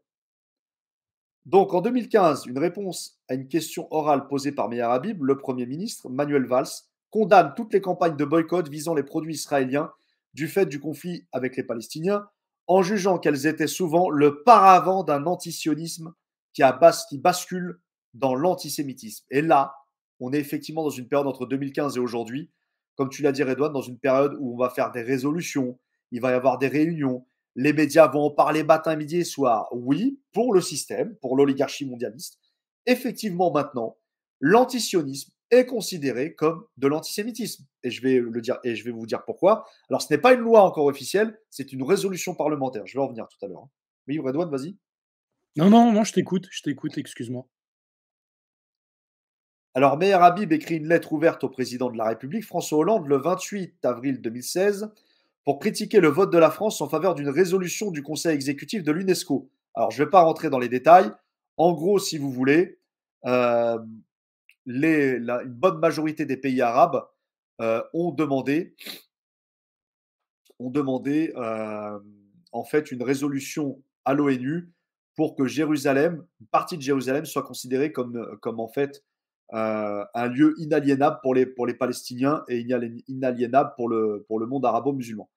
Et évidemment, Meher Habib s'est offusqué, il est monté au créneau, il a écrit une lettre, il a accusé de tous les maux, évidemment, l'UNESCO, etc. D'ailleurs, l'UNESCO s'est bien arrangé depuis, puisque vous savez que maintenant, c'est Audrey Azoulay, hein, une franco-israélienne qui est à la tête de l'UNESCO, si je ne me trompe pas, hein, Redouane, hein. Je crois que c'est ça, hein. C'est Audrey Azoulay qui est à la tête de Tout l'UNESCO. à fait, qui est la fille de André Azoulay étant le Attali du royaume du Maroc. C'est magnifique. Magnifique. Donc voilà, coup de pression de Benjamin Netanyahou. Hop, l'UNESCO, on change de personnel. On veut plus entendre parler de résolution pro-arabe. Hop, c'est parti. Et ben Audrey Azoulay va s'en occuper. D'ailleurs, Audrey Azoulay, au passage, euh, Audrey Azoulay qui a été membre du siècle. Et je crois de Bilderberg. Pas sûr. Il me semble. Et je te dis, enfin, son père est vraiment l'éminence grise du royaume, hein, du Maroc. Et enfin, il y a un gros problème, pareil, de lobbying et de jeu de marionnettistes à l'intérieur du royaume du Maroc en ce qui concerne la normalisation avec l'entité sioniste, qui passe aussi à travers ce genre de personnage qu'est le père de Azoulay, quoi. Voilà. Eh bien, les Français apprécieront, hein, voilà, si les auditeurs ne le savaient pas. Donc, suite à toutes ces campagnes-là, ben, l'UNESCO, hop, on met une franco-israélienne et puis c'est magnifique. Alors, maintenant, on va passer à la loi Avia. Tout le monde se souvient de la loi Avia. Donc, dans le cadre de la loi Avia, lors de l'élaboration de cette loi contre la haine en ligne, la haine, il dépose un amendement qui demande que soit ajouté à la caractérisation de la haine des mots, notamment à l'égard de l'existence de l'État d'Israël. Ah, c'est magnifique. Non seulement la loi Avia va museler effectivement une grosse partie de la liberté d'expression sur Internet, mais carrément mettre avec un amendement et euh, que ça soit mis clairement dans le texte de loi tout ce qui caractérise pardon, une insulte à l'État d'Israël. Là, c'est magnifique. C'est-à-dire qu'en fait, même dans une loi maintenant, on légifère en France pour qu'une critique d'un État ne soit pas admise. On peut critiquer tous les États du monde en France, sauf Israël. On officialise en fait cette pensée-là. C'est extraordinaire. Extraordinaire. Et évidemment, bah, les Français, motus bouscousu, aucune manifestation hormis bon, les collectifs pro-palestiniens habituels, mais aucune, rien, strictement aucune réaction dans le peuple français. Je je je je pense qu'on ne la voit pas, Wilson. Moi, je rends, si tu veux, je donne le bénéfice du doute à une partie des Français qui quand même, quand tu parles avec eux, s'agacent de ce genre de situation absolument anormale et et qui n'ont pas forcément de grands appareils et enfin voilà, c'est pas une cause nationale si tu veux, mais les gens ont quand même ras-le-bol de cet état de fait qui est en fait assez intolérable, quoi, tu vois? C'est cette, ce particularisme, à l'égard de cet état incritiquable est en fait, injustifiable et les Français n'aiment pas l'injustice. Je ne crois pas à ça, tu vois? Bah, j'ai envie de penser comme toi, en tout cas une partie, oui, oui, une partie du peuple français, ça va de soi. Donc la partie des éveillés, des conscients, la France périphérique, les gilets jaunes, oui, oui, bien sûr, ça c'est une évidence.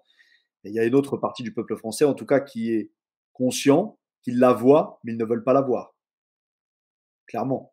Ils ne veulent pas, en tout cas, en entendre parler. Alors, L'amalgame entre l'antisémitisme et l'antisionisme est vivement critiqué, car faire voter une loi criminalisant l'antisionisme définit entre les lignes comme la critique de la politique israélienne, rendre potentiellement illégale toute critique d'Israël. C'est ce que je disais tout à l'heure. Ouais. Donc, c'est ce qui fait qu'il y a eu un appel de 127 intellectuels juifs. Donc là, on ne peut pas dire qu'on est antisémite. Ce sont des juifs eux-mêmes, au nombre de 127, des intellectuels, des membres éminents, en tout cas en Israël et dans le monde entier, ont fait un appel justement pour que cette loi-là ne soit pas adoptée. Donc là, ne nous dites pas, cher Rudy et toute ta bande de Joël Huron, ne nous dites pas que ça, c'est une fake news.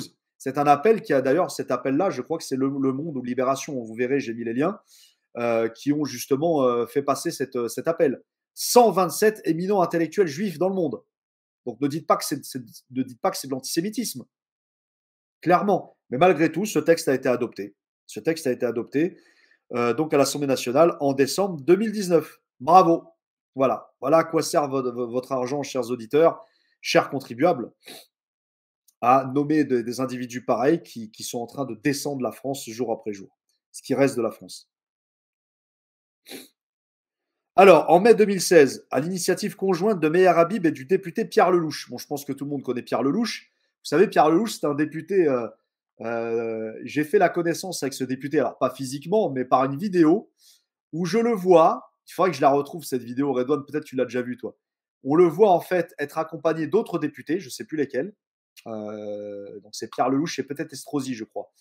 Ils sont arrivés en fait dans un appartement assez luxueux où il y avait donc des juifs avec le chapeau, etc. Donc vraiment l'habit traditionnel. Et on entendait les juifs dire ah, vous faites rentrer les goyes. Et Pierre Lelouch est rentré limite la tête basse, baissé comme ça, en rentrant tout doucement, vraiment sans faire de bruit, avec un petit sourire. Bah oui, le goy est rentré, mais celui-là, tu l'autorises. Je vous assure, vraiment, il faut que je retrouve cette vidéo de Pierre Lelouch, elle est assez extraordinaire. En tout cas, elle est très parlante. Elle est très, très parlante de la classe politique française. Donc, et du député Pierre Lelouch, la commission d'enquête sur les attentats de Paris effectue un déplacement en Israël où elle réalise plusieurs auditions et ouvre la voie à un renforcement de la coopération entre les deux pays en matière de lutte contre le terrorisme. Est-ce que vous avez conscience de ce que je suis en train de dire, les amis? En fait, Meir Habib et Pierre Lelouch sont partis tous les deux avec l'argent du contribuable en Israël pour essayer d'avoir quelques conseils, comment traiter en fait l'après-attentat, comment essayer de gérer tout ce qui est période de tension, etc. Regarde. Excuse-moi, Wilson, je veux pas t'interrompre. En plus de ça, c'est vrai que on va pas faire non plus une vidéo de 4 heures, mais attends 2 secondes. J'ai retrouvé la vidéo parce que je la connaissais pas et si tu veux, on peut la diffuser après. Bien sûr, bien sûr. J'arrive 2 secondes. J'espère que tu t'es régalé. Là, c'est là qu'on jamais un gars, il faut prier. Vous pouvez prier, hein, si. Vous pouvez prier. Et Pierre Lelouch. C'est Pierre Lelouch, ça, donc je vais pas pour. Avec ses prières, c'est sérieux. Ce qu'il faut faire, il a fait.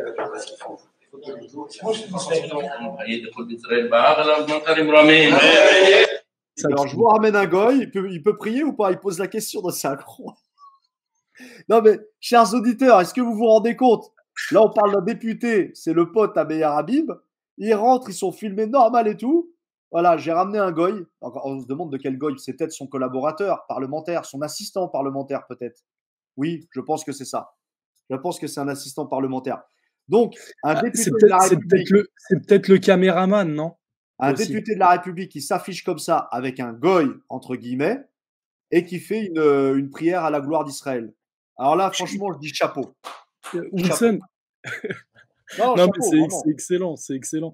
Alors, j'ai remis le PDF pour que les gens puissent suivre la suite, si tu veux. Je le mets. Alors, tu te doutes bien, Redouane, quand je ne connaissais pas Pierre Lelouch. Et Pierre Lelouch, j'ai connu comme ça. Ah, c'est lui, Pierre Lelouch, d'accord. Bon, bah écoute, au moins la messe est dite, hein, c'est clair. Je faisais des petites recherches à l'époque sur ce député-là. Et puis, hop, je tombe sur cette vidéo, je fais ah merde, ah, putain, il est direct. C'est. Voilà.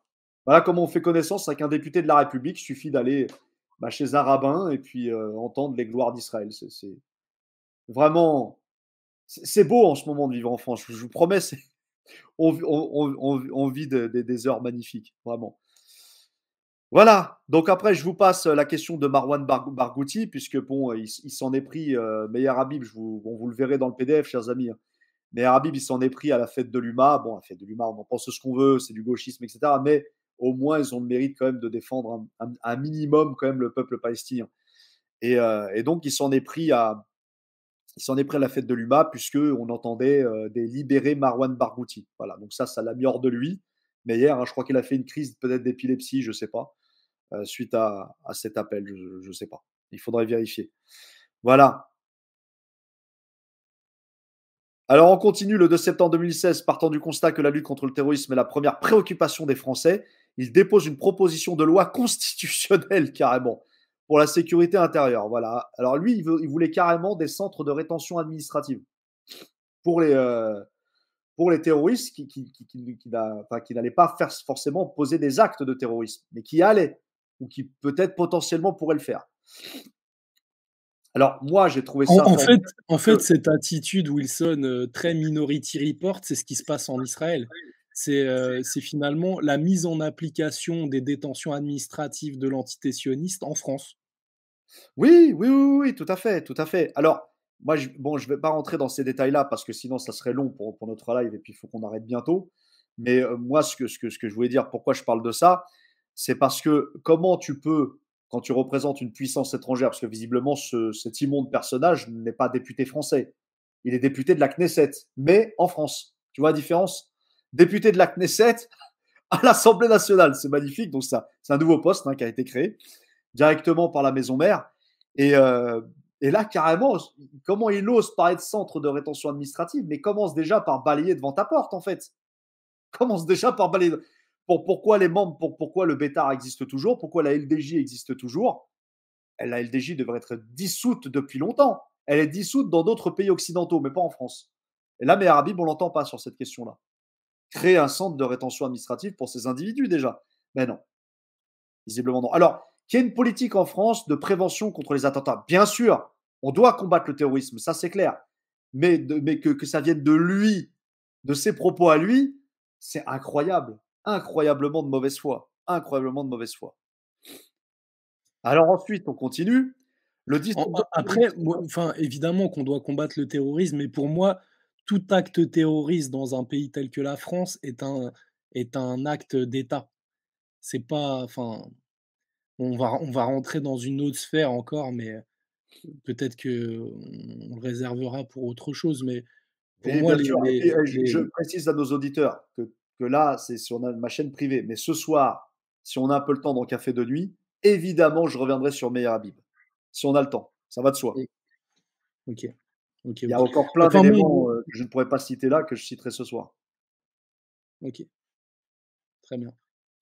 Enfin, en ce qui concerne les attentats à l'intérieur du pays, pour moi, heu, il y a au minimum soit du laisser-faire ou soit même des organisations étatiques. Le terrorisme n'est qu'étatique.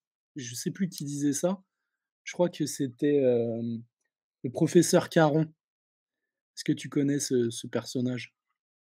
Oui, professeur Caron, là, on était dans les débuts du vrai Charlie Hebdo. Non, non, c'est pas Choron, c'est, Caron, c'est, Ah, Caron, pas Choron, pardon, non, non. excuse-moi. Ouais, ouais. Professeur Caron, c'est un homme, français, historien et qui parle, enfin, qui avait donné de longues entrevues, à ER pendant un temps. Si tu veux, je te partagerai quelques vidéos, un vieil homme vraiment paix à son âme qui est extraordinaire, quoi. Je crois qu'il est On décédé il va y y a revenir ce soir, je pense. On va revenir sur cette question-là, si ça ne te dérange pas. ouais, Il bien faut sûr, qu'on bien sûr. avance dans la. Alors, Meir Habib considère Jérusalem comme capitale indivisible de l'État d'Israël. Donc, lui, c'est avant Trump, hein, déjà. Et qualifie de pure chimère la recherche de la solution de deux États entre Israéliens et Palestiniens sur la base des frontières de 67. Donc, vous avez bien entendu, un député français dont la diplomatie, même si elle est sioniste, même si elle est oligarchique, tout ce que vous voulez, en France, encore à l'heure actuelle, on est quand même toujours dans la solution aux deux États. Eh bien, lui, non.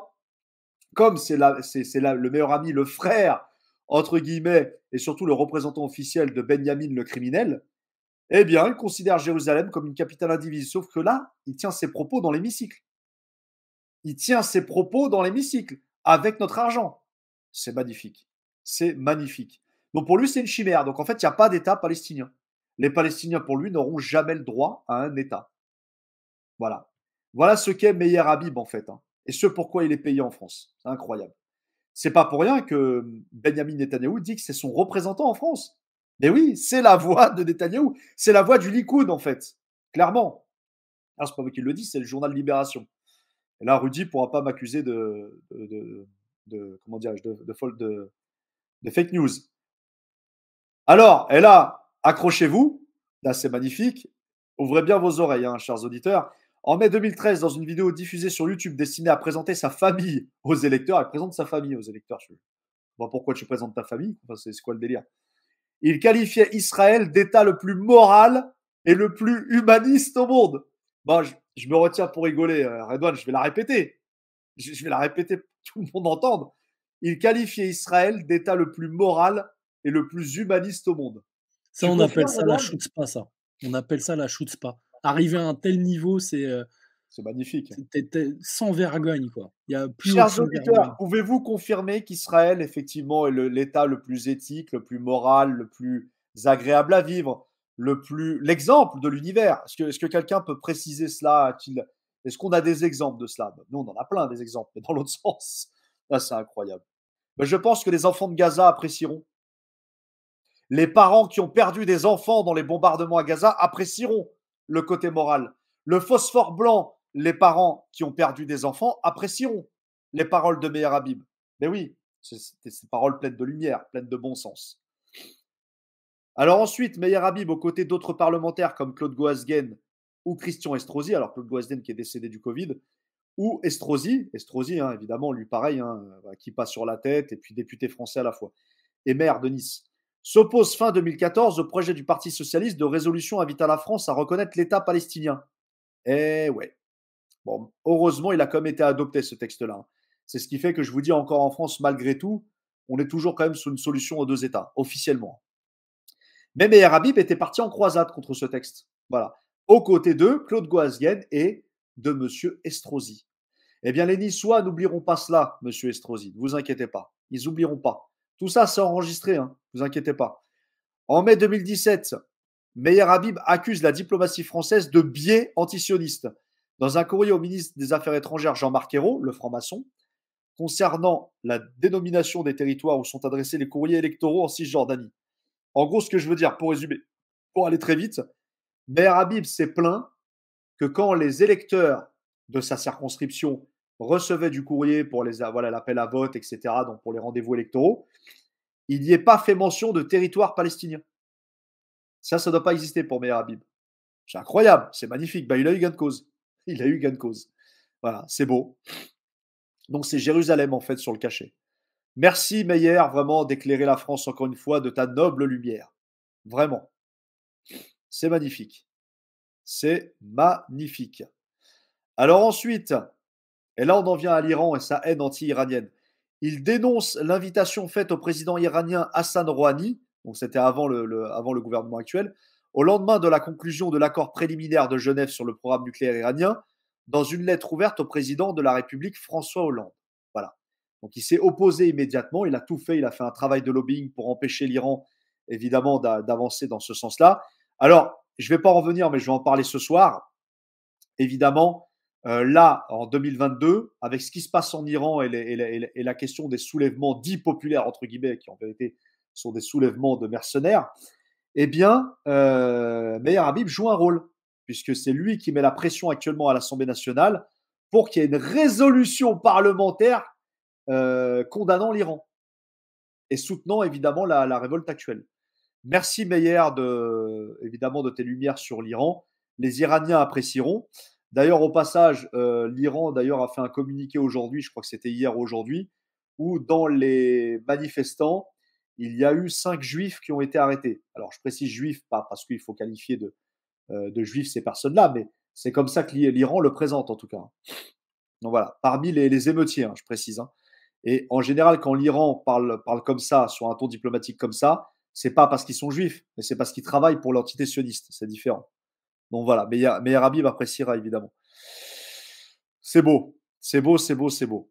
Alors, et là c'est magnifique. En juillet 2016, des documents provenant du bureau du Premier ministre israélien. Donc, Rudy, s'il te plaît, si tu m'écoutes, ouvre grand tes oreilles. En 2016, des documents provenant du bureau du Premier ministre israélien révèlent que Meir Habib a financé plusieurs voyages à l'étranger de Benjamin Netanyahou dans les années 2000. Vous avez compris. C'est pas Benjamin qui finance, non, c'est Meir Habib qui finance Benjamin. Magnifique. Bah, en fait, c'est les contribuables français qui filent de l'oseille. J'applaudis. Non, j'applaudis, je suis obligé d'applaudir. Non, c'est dans les années 2000, c'était avant qu'il soit élu, fort heureusement. Parce que là, ça serait un scandale quand même. Okay. Mais bon, bravo. Alors évidemment, je ne vais pas revenir sur le passé professionnel de Meir Habib, je n'ai pas assez de données. J'en parlerai peut-être une autre fois. Je sais qu'il est ingénieur de formation, il a une entreprise, mais je ne vais pas revenir là-dessus. Hein. T'as oublié un petit détail quand même. Est-ce que tu as parlé de Emmanuel Ratier là juste avant? Oui, ça va pas tarder, ça arrive, t'inquiète. Parce que je vois que c'est juste au-dessus en fait, c'est pour ça. Ah oui, je l'ai oublié, pardon. Ben oui, non, c'est un événement à part, c'est pour ça, parce qu'il y a une photo en fait qui va avec. Alors oui, donc je termine juste ça. Hein. Ouais, on t'écoute. Alors, il y a eu un appel téléphonique le 25 juillet 2015 à un commissariat de police du 19e arrondissement. Bon, le 19e arrondissement, tous les commissariats du 19e savent très bien et connaissent très bien les membres de la LDJ et du Bétard. Hein. De Paris à propos des mises en examen de membres de la communauté juive ayant agressé 2 victimes de confession musulmane. Le policier qui a relaté l'incident dans une main courante parle de pression et affirme que le député a cherché sa clémence en vue d'obtenir une levée de garde à vue immédiate, tandis que Habib dément formellement ces dernières allégations. C'est-à-dire qu'on a des policiers qui ont fait une main courante contre le député, contre Meir Habib, parce que Meir Habib exerçait des pressions directement au sein du commissariat du 19e. Est-ce que vous vous rendez compte? On parle d'un élu de la République, enfin de la République entre guillemets, un élu de la République, élu entre guillemets, avec 8000 voix, élu de la République qui met pression à des policiers pour une levée de garde à vue. Je voudrais bien que tout le monde ouvre grand ses oreilles là. C'est extrêmement grave. Qu'est-ce qu'on n'aurait pas dit si ça serait un député musulman qui aurait mis la pression sur un commissariat de police où il y aurait des délinquants de confession musulmane, etc., etc. Là, ça aurait été un scandale. Ça aurait été un scandale de tous les États. Il y aurait des émissions de BFM 24 heures sur 24 là-dessus. Mais là, non, ça passe crème. Là, ça passe crème parce que c'est Meir Habib. Parce que c'est Meir Habib. C'est magnifique. Moi, j'ai kiffé ce petit passage vraiment savoureux. C'est, voilà, bah, je pense que les habitants du 19e, s'ils nous écoutent, bah, vous apprécierez au passage. Hein. En plus, policier qui a mis une main courante. Un policier qui fait une main courante contre un député. Ah, c'est beau, c'est beau. Franchement, c'est beau. C'est magnifique. C'est magnifique. Alors, on en vient maintenant au scandale de la taxe carbone. Et là, il faut que j'aille très vite parce qu'il faut que le live termine à 50. Alors, Redouane, je te remercie parce que c'est toi, en fait, qui m'a mis la puce à l'oreille sur la taxe carbone. Moi, je ne m'étais jamais intéressé à cette affaire. Et évidemment, on a un florilège d'êtres de lumière au sein de la taxe carbone. Hein. Vraiment un florilège. Notamment TPMP qui a invité tous ces individus-là. Normal, ça passe, les gens, ils viennent, ils arrivent. Ils ont détourné des millions d'euros. Des millions d'euros. Ils ont fait de la prison, ils sont sur TPMP et puis ils sont fiers de ce qu'ils ont fait. Ils en sont fiers. Ça passe crème. Ça passe tout seul. Même Verdez, Gilles Verdez, je crois, a dû fermer sa bouche à un moment donné. Donc, d'ailleurs, ce n'est pas passé comme ça pour le chanteur de Zouk, je ne sais plus son nom, j'ai oublié son nom, ça me reviendra. Francky Vincent, pardon. Malheureusement, ça ne s'est pas passé la même chose pour lui. Alors, chers auditeurs, là, c'est magnifique. Hein, c'est magnifique. En juin 2016, les journaux Mediapart et Haaretz, donc Rudy, si tu m'écoutes, s'il te plaît, Haaretz, c'est une référence journalistique en Israël, donc ne m'accuse pas de fake news. Voilà, donc que les choses soient claires. Haaretz et Mediapart font état dans le cadre de l'affaire de la fraude de la TVA sur les quotas de carbone des connexions entre Meir Habib, Benjamin Netanyahou et Arnaud Mimran. Arnaud Mimran. Est-ce que vous savez qui est Arnaud Mimran, chers auditeurs? Je ne vais pas faire sa biographie. C'est un escroc à la taxe carbone qui est en prison à l'heure actuelle. Il est soupçonné de meurtre de ses propres associés de son beau-père, qui tous étaient pris exactement dans cette affaire de taxe carbone. Avec, comment il s'appelle, Redouane, celui qui était invité à TPMP? Je ne sais plus. Mouli. Marco Mouli. Voilà, Marco Mouli, c'était le pote à Amim Ram et c'est le pote à Meir Habib. Ils se connaissent tous, ces gens. Et Benjamin Netanyahou, c'est magnifique. Mais quelle belle famille. Quel beau petit monde. Voilà, tout cela s'est réuni. Ce dernier, donc Meir Habib, étant soupçonné par la justice. Non, pardon. Non, Arnaud Mimram, qui était l'organisateur. Voilà. Donc, Meir Habib connaît le meurtrier Arnaud Mimram. Il le connaît, il l'a connu, il a eu des connexions avec lui. C'est magnifique. Et Meir Habib est toujours député au passage. C'est quelle éthique de la République, mais quelle éthique de la République, c'est magnifique. C'est magnifique. Et dans le capital de la société Track Performance, donc société dont fait partie de Arnaud Mimram qui est en prison, eh bien dans le capital apparaît Meir Habib. Bravo, monsieur Habib. Bravo pour votre participation à l'escroquerie de la taxe carbone, directement ou indirectement. C'est magnifique. Alors, écoutez bien ce que je vais vous dire maintenant. Hein. Donc voilà. En juillet 2018, Meir Habib a une violente altercation avec le personnel de sécurité de l'Assemblée nationale. Il se présente à l'Assemblée accompagné de 4 personnes et d'un officier de sécurité armé. Écoute bien, Redouane, un officier de sécurité armé. Mais pas n'importe lequel, vous allez voir. Moi, je suis en train de frissonner quand je le lis. Ce dernier n'ayant pas pu présenter de badge d'accès, le chef de groupe a légitimement expliqué qu'il ne pouvait entrer. Un peu plus tard, cet officier est revenu accompagné de Meir Habib et a délibérément provoqué les agents en ouvrant sa veste pour montrer une arme à portée de la ceinture. C'est-à-dire que le mec, le garde du corps de Meir Habib, il menace les agents de sécurité de l'Assemblée nationale avec une arme. Est-ce que vous vous rendez compte, les amis? Mais tout va bien. Mais ça passe. Ça C'est un truc passe. de fou. Ça c'est un truc de fou. Et là, aucun Français, c'est passé nulle part, dans aucun média. C'est magnifique. Mais qu'est-ce que c'est beau. Mais qu'est-ce que c'est beau actuellement, la République française. Voilà. C'est où est-ce que tu as été chercher cette info? Eh ben, c'est sur un lien Wikipédia et sur Marianne. Voilà. Ok, donc Marianne en avait quand même parlé alors. Donc, Meir Habib a verbalement pris à partie le chef de groupe. Un insunissement qui. Attends, il a qualifié le chef de sécurité d'être antisémite à cause de ça. Antisémite. Il n'est pas rentré, antisémite. Il explique que les personnes qu'il accompagnait étaient des représentants de l'armée israélienne. Et vous écoutez ce que je dis? Invité par la Commission des Affaires étrangères à l'Assemblée nationale dont il est le vice-président. Non, moi, j'en peux plus. J'en peux plus. Vous avez bien écouté, les amis. Vous avez bien. Redouane, tu as bien compris. Je veux dire, là, je te parle normal. Je ne suis pas paranoïaque. C'est écrit noir sur blanc. En fait, le mec qui a montré son flingue aux agents de sécurité de l'Assemblée nationale, c'est un mec qui fait partie de l'armée israélienne. Donc, in fine, le Mossad. On ne va pas se mentir. Voilà. Et hop, antisémite, direct. Ça n'a pas loupé. Est-ce que tu te rends compte, Redouane, qu'avec notre argent, mais c'est de la folie. Chers auditeurs, avec vos deniers, avec vos salaires, avec vos impôts, vous financez un député qui nous ramène des éléments de l'armée israélienne à l'Assemblée nationale. Et qui menace la sécurité de l'Assemblée. Non, mais c'est incroyable. C'est incroyable. C'est incroyable. Non, Smith, Meir Habib ne va pas nous divertir, loin de là. C'est juste qu'à un moment donné, moi, je préfère en rigoler plutôt que de péter un plomb, parce que ça se passe dans notre pays. Ce sont des choses réelles qu'on est en train de vous dire là.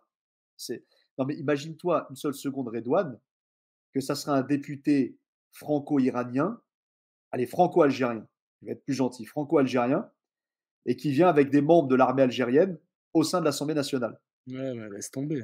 Là, scandale partout. Là, on aurait Zemmour en première ligne, etc., etc. Mais quand c'est Meir, tout passe. Tout passe. Alors, il rend hommage sur Twitter à l'ancien dictateur tunisien Ben Ali, à l'occasion de son décès, l'anniversaire de son décès, en septembre 2019. Il fait de même pour la mort de l'ancien dictateur égyptien Hosni Moubarak. Glorification des dictateurs. Tiens. Alors, qualifié de dictateur par les progressistes occidentaux. Mais Meir Habib, pour lui, non, il faut leur rendre hommage. Ok, très bien. Je demande à la France insoumise peut-être de voir ça avec Meir Habib directement. Hein. Alors, en février 2020, il appelle au boycott touristique de la Tunisie.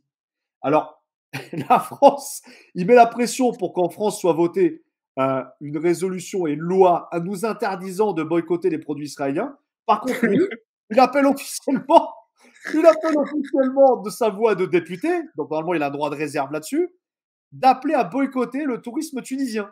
Mais c'est pas magnifique ça? C'est Non, pas c'est magnifique ça? Magnifique. le deux Vraiment, poids, deux mesures, quoi. Tu sais, le deux truc à poids, géométrie trois fois variable. une mesure. Ouais. Alors, je vous épargne évidemment aussi d'un autre scandale. Vous savez qu'il a insulté des députés.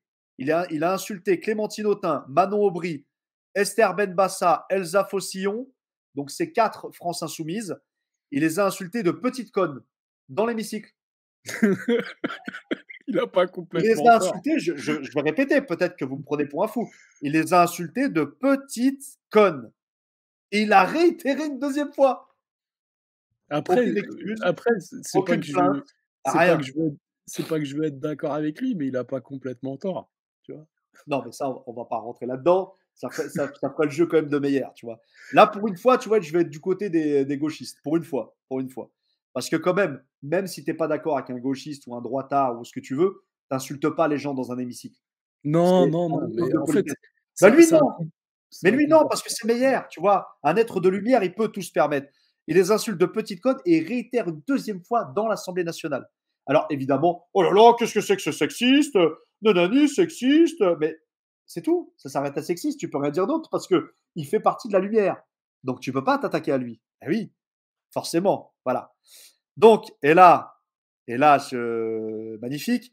Le consul de France à Tel Aviv met le député en cause dans une note adressée à la direction des Français à l'étranger administration le déroulement des élections législatives 2022. Selon l'organisme qui gère et qui contrôle les autorités électorales, il y a eu fraude. Il y a eu soupçon de fraude pour l'élection de Meyer Habib. Donc les 8000 voix, même ça, tu vois, c'est pas clair. C'est pas clair, tu vois ce que je veux dire. C'est Donc, voilà. 90,9 d'abstention Et et même il y avec a ça, il y quand a même fraude. non, mais c'est dingue, c'est C'est pas dingue. C'est un truc magnifique. de fou. Voilà, aux petits oignons. En novembre là, c'est le clou du spectacle. Et après, je reviendrai sur ce qui s'est passé en 88 avec Emmanuel Ratier, effectivement. En novembre 2022, une enquête pour détournement de fonds publics visant Meyer Habib est ouverte et confiée à l'Office central de lutte contre la corruption et les infractions financières et fiscales. En novembre 2022, c'était il y a quelques semaines, là, hein, une enquête pour OK. détournement de fonds publics. Ça y est, il y a une enquête sur sa poire. Enfin, il était temps pour détournement de fonds publics. Bon, bah, on verra, hein, à mon avis. J'ai Faut du pas mal s'attendre à, à grand chose, voir ou mais à croire qu'un député sioniste puisse être inquiété par la justice. Bon, on verra bien, mais voilà, en tout cas, il y a une enquête en cours. On verra ce que deviendra les magistrats. Vraiment, prière pour eux qu'il leur arrive rien quand même. Hein, ouais, ça serait quand même malheureux. Alors oui, Emmanuel Ratier, en 1988, qu'est-ce qu'il disait? Emmanuel Ratier dit la chose suivante. Meher Habib fut impliqué dans l'attaque de l'organisation juive de combat de la fête de commémoration de Jeanne d'Arc le 8 mai 88, ayant blessé 8 personnes, dont 2 fonctionnaires de police. Alors, petit commentaire vite fait et après on en terminera là. Eh bien, c'est simple. Meher Habib, oui, oui, oui, ouvrez bien grand vos oreilles. C'est la conclusion là de ce soir. C'est aux petits oignons, vraiment. Meher Habib, député de la 8e circonscription, blablabla et blablabla, a fait partie de ceux qui ont agressé, donc il a tabassé des militants nationalistes qui étaient en train de commémorer Jeanne d'Arc. Vous avez bien entendu. Il a fait partie de cette officine un peu ressemblante au Bétard et à la LDJ. Il a tabassé des gens. Il a tabassé des innocents. Des gens qui nous fait commémorer l'anniversaire de Jeanne d'Arc, en fait. et des Qui a lieu d'ailleurs policiers cette année. également. Il les a tabassés et il est député aujourd'hui. Mais tout va bien. Mais quel pays. Mais quel beau pays. Voilà. Voilà ce qu'est Meyer Habib. Agression, insulte à des députés, détournement de fonds publics, participation à l'escroquerie de la taxe carbone, petit protégé, frère, ami intime, et voire même, pourquoi pas amant, allons-y, de Benyamin Netanyahou, et représentant officiel de Benyamin Netanyahou à l'Assemblée nationale. C'est ça qui est magnifique. Voilà. Que dire de plus, les amis? Bravo.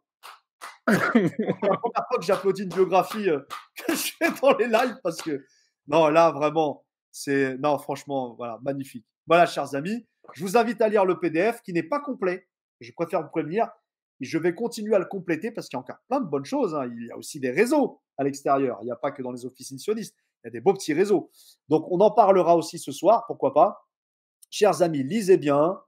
Bonne lecture. Rendez-vous sur le Telegram du service public libre où vous pourrez lire toutes en fait, on va les appeler les aventures de Meyer. Ça passe mieux. Les aventures de Meyer. Et on mettra le générique de Bibi Fock, tu vois. Toi, t'as pas connu le dessin animé, mais moi, oui. Bibi Fock. Alors, c'est pas dans l'Antarctique, il faudrait changer. C'est dans l'entité sioniste, le roi des phoques. Ah, bon, allez, une petite blague, mais... Non, mais voilà, les amis, vous voyez, regardez avec vos impôts ce qu'on fait aujourd'hui. C'est beau, hein? Bravo. Encore une fois, bravo, Meyer. Tous avec toi. Et surtout, Rudy, s'il te plaît. Rudy, vraiment. Alors, Rudy, Julien, Tristan, Mendes France. Et puis l'autre, comment il s'appelle, là? Ah, puis même la Tronchambier. Allez, hop, je mets tout le monde ce soir. Allez, tout le monde dans le même sac. Ah, s'il vous plaît, comme vous faites du fact-checking, si vous pouvez vérifier toutes ces informations, évidemment. Il y a Marianne, il y a Le Monde, il y a Libération. Allez les affronter. Hein. Ça, c'est vos potes. Hein. Voilà. Allez. Et sur ce, les amis, on va vous laisser. Et puis, une prochaine fois pour les aventures de Meyer, parce que les aventures de Meyer continuent. Ah oui. Merci Wilson pour ce petit aller-retour à Tel Aviv et à Jérusalem, c'est avec vos fiches d'imposition. Donc, quand vous regarderez vos impôts, pensez à Meyer. Tu vois, Meyer dans l'avion, LA, ou je sais pas quoi, je sais pas comment elle s'appelle, la compagnie israélienne. Pensez à ça. Pensez à Meyer, tu vois, Meyer Habib. Dans ta tête, tu vois, tu le ressasses. Ouais, les amis. Redouane, je te dis à ce soir. Hein, on dit à ce soir. Ça marche, à ce soir. Qui me à ce soir, 23h. Peuvent nous suivre aussi sur le service public libre ce soir dans un café de nuit avec une playlist, des invités comme d'habitude. Et puis, vive Meyer. On t'aime, Meyer. Alors, à 21h, il y a le rond-point 2.0 aussi, pour ceux que ça intéresse. Oui, pardon. Nos camarades tu as tout à fait raison, du rond-point 2.0. Allez, voilà. Sur ce, Haïm Israël, on peut le dire. Non. Oublie-moi. Attends, avec les infos. Non. ça, je peux pas. Même pour rigoler, je peux pas. Tu vois. C'est magnifique. Alors, ce soir, moi, j'aimerais bien qu'on passe quand même le magnifique chant palestinien pro-Poutine. Ça ferait plaisir à Meyer, on lui enverra. Allez, les amis, sur ce, allez, ciao, à bientôt.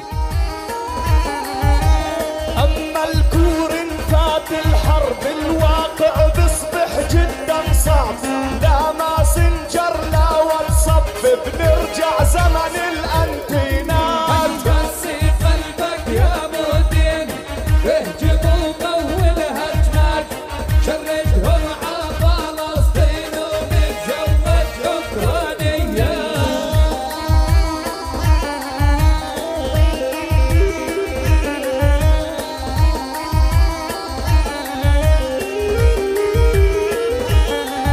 عينه تخلصين كمان إنها تغزي لتايوان بنهتف للصين كمان وبكي تغزي لتايوان بنكسر أنف الأمريكان وصانعين الطيارات قسي قلبك يا مدير لسه الحرب مسلسل دا أمريكا تتدخل وإن كانوا الدولار ينزل شو تعمل يا ابو الدولارات قسي قلبك يا مدير اهجم وقوي الهجمات شردهم ع فلسطين ونتزوج اوكرانيات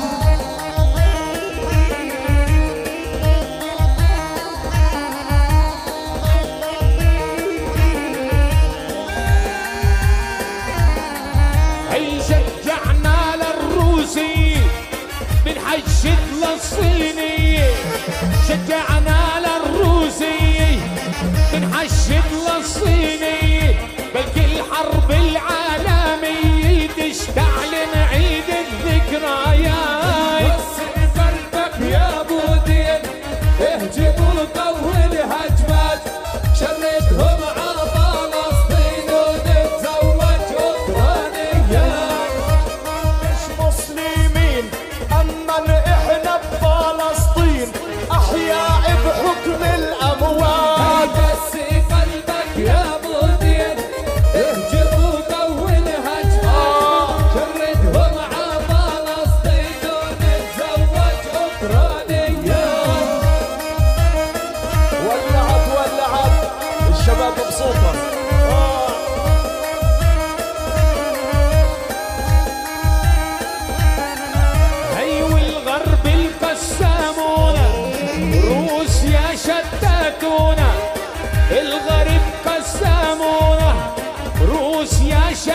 فاتونا هم يا المواتونا وخلونا نحيا في الشتاوي. قصي قلبك يا بوتين اهجم وقول هجمك كردهم عطال فلسطين نتزوج اوكرانيا.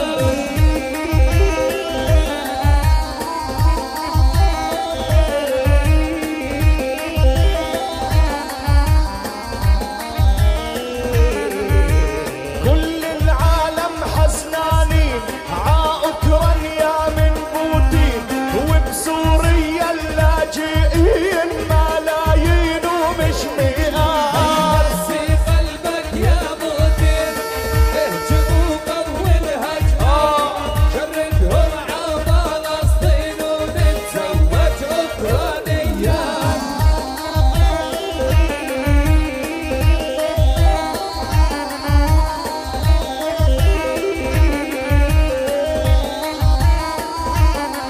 إذا بدك تهدى سوريا قدموا لها تركيا. لو بدك تهدى سوريا الأول قدم تركيا. وإذا بدك ترجع طبرية أو لازم نسبة اليهودية. قسي قلبك يا بوتين اهجم وقول هجمك شردهم ع فلسطين ونتزوج اوكرانيا. الله